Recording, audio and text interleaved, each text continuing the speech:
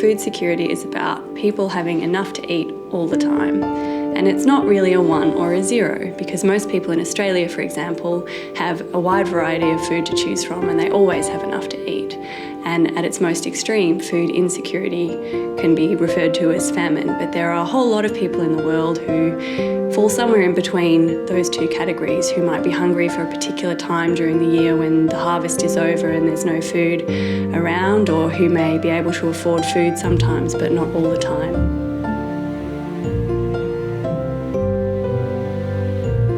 All human beings need a baseload of energy in order to function. We all know that we can't work properly and we don't think properly when we don't have enough energy in our bodies. And food security is a more complex concept than that, because not only do people need a certain number of calories, they also need access to a whole range of vitamins and minerals in order to thrive. Food security is particularly important for children because children need all the vitamins and minerals in a healthy human diet in order to develop properly.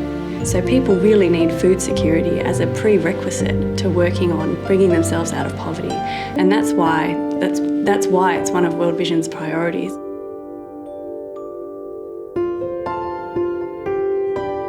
Food security is going to be a really difficult problem in the 21st century. We've currently got about 870 million people in the world who are food insecure to some degree. That's 1 in every 8 people on the planet who don't know where their next meal is coming from.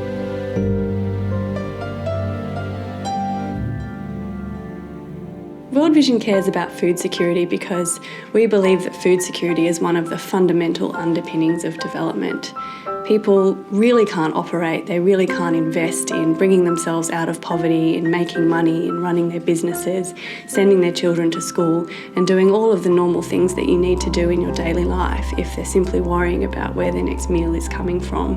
One of the approaches that World Vision has to sustainable food security improvements is called farmer-managed natural regeneration. And this is a community-based approach which works over a long period of time to revitalise the community's agricultural sector. And we found that this approach has yielded really good results over time.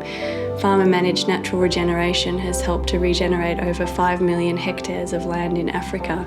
And World Vision's really investing with communities to ensure that these projects spread over time. And one of the projects that I'm aware of World Vision doing in Senegal, when we started, we had most people in the community who were food insecure for 7 months of the year or more. That was back in 2008. 4 years later, they've managed to double the amount of their food security crop, which is millet, and their peanut production is also going up. So it's things like that that give you hope for the future.